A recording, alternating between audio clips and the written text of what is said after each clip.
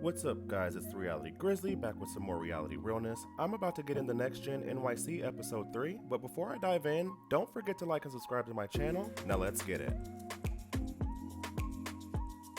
Episode 3 opens with Ariana and Hudson getting ready to go look for apartments in the Big Apple. But the fact that they started off this episode with Ariana saying she's okay with the smell of urine and poop in the city was crazy. Wasn't expecting that. But she does constantly mention being grateful to be living the New York City life. By the way, don't tell anyone. She's my favorite on the show right now. I love her relationship with Hudson. You can tell they go to war for one another. They go looking for apartments in this episode since they've been living at a hotel since they've got there. I wonder how much that costs. It's got to be an insane amount. Charlie, I call him Charlie, he's telling Ava how he basically had to press Hudson and threaten to fight him, acting all macho and ish. And Ava is like, are you serious? She made it clear, like, she knows nothing about Ariana and Hudson, so she's just kind of taking Charlie for what he says. Brooks and his father, Seth, have a father and son date at Topgolf, and his dad asks about his boyfriend and if he's any good at golf. Brooks kind of squirms a little bit. I wonder if it's his first, but he swoons over his new man, calling him the most incredible boyfriend ever. But he lives between Austin and LA, so it's long distance. Child, I've been there before. Seth then asks Brooks about his sex life and then asks, what's the boyfriend's body count? Now, wow, whoa, stop, pause there, Mr. Marks. He catches his dad up about Chloe and Charlie's date and how he's been inappropriate with his sister and the constant trolling. Seth kind of lights a fire under Brooks' ass and tells him how to deal with it. Yes, he's a goofy, funny father, but he did give great advice in this moment and then offered to have a talk with Charlie. But Brooks is like, I'm 24, I can handle it on my own. We end up at Teresa's home out in Jersey. I'm so happy to see her since Real Housewives of New Jersey is under construction right now.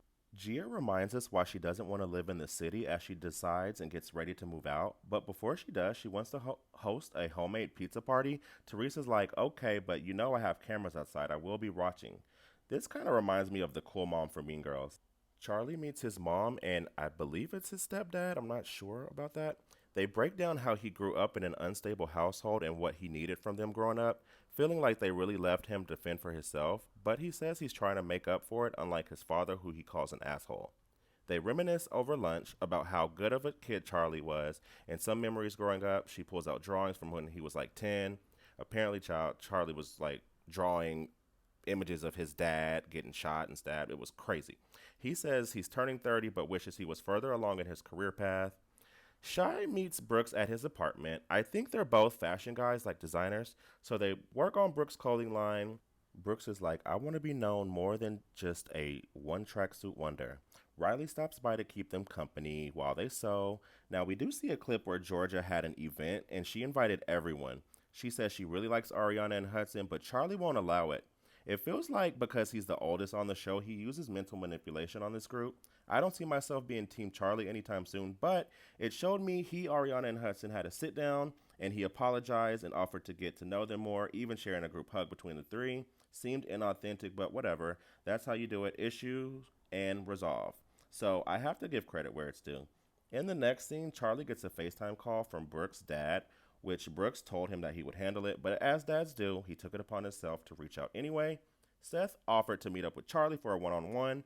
Charlie was like, just shoot me a text when you have the details on the day they'll meet, and that was pretty much it. He ends up rolling his eyes, kind of annoyed that he has to talk to Seth, but yeah, that's what you get. You mess with somebody's daughter, you gotta answer to the father. And I don't mean the Holy Father.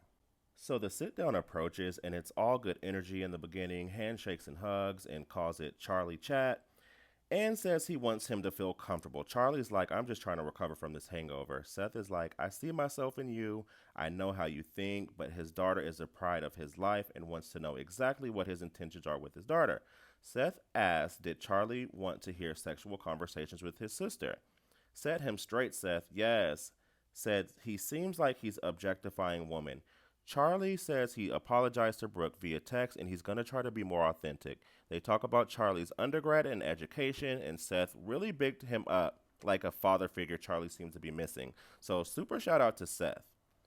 Gia then prepares for her pizza party, scrubbing the floors, honey, taking out the dog poop, and the whole crew loads up in a Sprinter van to head out to Jersey.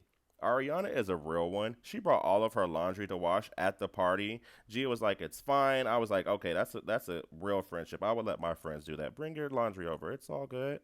Riley's like, "Let's play a game. Who's the weirdest person here?" And of course, everybody says Charlie. Charlie accuses Riley of approaching his friend girl, not his girlfriend, his friend girl wrong at an event, and Riley starts to cry. Now, Riley, you are from ATL. You better show them how they do it there. But her concerns are feeling like Charlie and his gang are making her out to be this scary black girl, which is messed up. Georgia said it's in her tone, but they've moved past it. He said he didn't mean it. And then Ava steps in and defends Riley. Of course, they can relate as being women of color, so shout out to Ava for standing up for her against her own friend and correcting him on the spot when he was dead ass wrong. I know this made her dad Dame Dash proud when he sees this. So they arrive at the party. Gia tells them that they're going to make their own pizza. They should be expecting a psychic to show up anytime soon. Meanwhile, Ariana and Hudson are doing their laundry, honey. Riley steps off to the side to call her mom and talks about the slurs she had to endure while being in this group. And Mama Candy gave her best advice. And that's one thing that I'm proud of you about.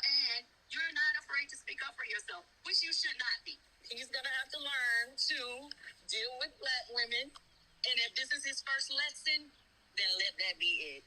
I know that's right, Candy. Riley seemed to have been brought back to life after the prep talk from Candy. What an amazing mother. So Brooks is chatting with the psychic doing his one-on-one, and she stops his session and says she feels like she needs to tend to Charlie, the one that has a strong energy about him. Charlie then moves in on Riley. He wants to have a conversation with her and apologize. He acts as if he's sincere, and I think Riley can read him. She knows not to trust him, and I believe she will move recording with him going forward. They start making their homemade pizzas, and Gia gets a call from Teresa trying to control the party from whatever closet she's calling from, telling them how to make the pizza. And Gia's like, "I gotta go. You're a weirdo." Georgia has a conversation with Charlie, and he blatantly says he's not apologetic for what he did to Riley, but he didn't have that same energy in front of her. Georgia's mouth is like gasped open, and she really can't believe he actually just said that out loud. I told y'all why I call him Charlie. It gets out that he took back his apology, and Ava updates Riley about what he said. They have a really powerful moment where they share experiences and differences about being women of color, and they both agree that Ava has to let Charlie know his actions towards Riley hurt Ava too. Charlie comes up to Riley and she confronts him, saying, "I heard you didn't believe what you said." He's like, "Isn't that what you wanted, an apology?" Riley's like, "You know what?" And she walks away. Ava ends up walking away because Charlie just doesn't try to understand anyone else's POV outside of his own, and it's tiring. Now she's pissed, and it sends Charlie into a frenzy.